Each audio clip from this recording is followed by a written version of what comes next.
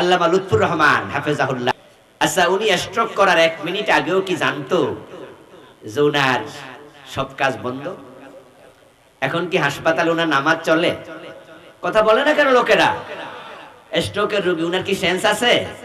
Sense নাই উনার। Already গতকালকে উনার মাথার স্কাল খুলে ফেলা হয়েছে, মগজের উপরে ব্লিডিং হয়েছে, তো হেমোরয়েজ হয়েছিল, রক্তক্ষরণ হয়েছে।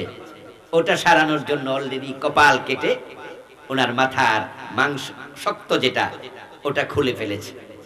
আমি গতকালকে গিয়েছিলাম হাসপাতালে ওনাকে দেখার জন্য, সকাল 11টার দিকে। আমাকে হাসপাতাল কর্তৃপক্ষ, আলহামদুলিল্লাহ পরিচিত তো অনেকে একসাথ হলেন, পরে বললেন যে হুজুর কালকে আসলে আপনাকে ওনাকে দেখা করাইতে পারতাম, উনি তো সেই স্ট্রোকের পর থেকে সেন্সলেস, এখনো সেন্স আসেনি, কিন্তু আজকে তো আমরা ওনার পরিবারের লোকদেরকে ঢুকতে দেই না, আজকে আমাদের হাসপাতালের স্টাফের সেখানে এলাও না, কারণ তাকে আমরা অলরেডি তার মাথার স্কাল খুলে ফেলেছি। এই অবস্থায় আছেন যে সেখানে ঢুকলে আল্লাহ না করুক কোনোভাবে জীবাণু যদি প্রবেশ করে তাহলে ইনফেকশন হতে পারে। আমি বললাম যে সরি, আমি সেখানে আবেগ দিয়ে ঢুকবো না, আমি তো হুজুরের ক্ষতি চাই না, আমরা তো ওনার সুস্থতার জন্য দোয়া করছি, ঠিক কি না? ভালোবাসার কারণে দেখতে আসছি। যাক, যেহেতু আজকে এই অবস্থায় আছে আমি ঢুকলাম না। তো ওনার পরিবারের সাথে কথা বললাম। ওনার ছেলে ওই মুহূর্তে সালমান ছিল না হাসপাতালে, ফোন দিলাম যে তুমি কই?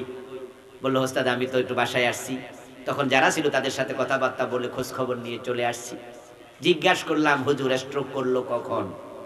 বলল সকাল 10:30টার দিকে।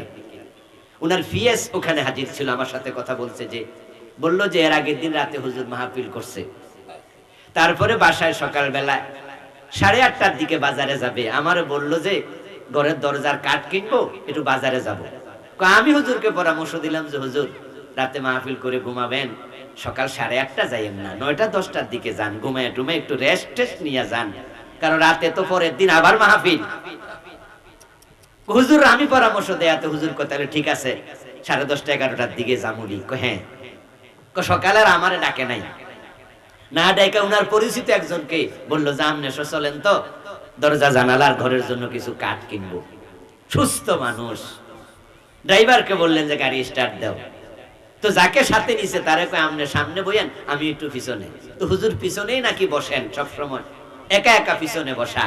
ড্রাইভার গাড়ি চালাচ্ছে, পাশে আপনজন বসে আছে, গ্রাম থেকে বের হয়নি। বললো গ্রাম ক্রস করার আগেই হঠাৎ করে পিছন থেকে একটু আওয়াজ শুনলো, গঙ্গানির আওয়াজ। গঙ্গানির আওয়াজ শুনে পাশের সিটে বসা যিনি, উনি একটু পিছনের দিকে মাথা দিয়া দেখে হুজুর সিটের মাঝে কাইত হয়ে পড়ে আছে, হা করে আছে। এই ড্রাইভার গাড়ি থামাও। গাড়ি থামালো, দুজন পিছনে গেলেন, দেখলেন সেন্স নাই, অজ্ঞান। তাড়াতাড়ি চলে গেলেন লক্ষ্মীপুর সদর হাসপাতালে। লক্ষ্মীপুর হাসপাতালে কোন হাসপাতালে জানি নিলেন, ওরা বললেন যে এখানে চিকিৎসা হবে না, ঢাকায় চলে যান। তারপরে ঢাকায় নিল।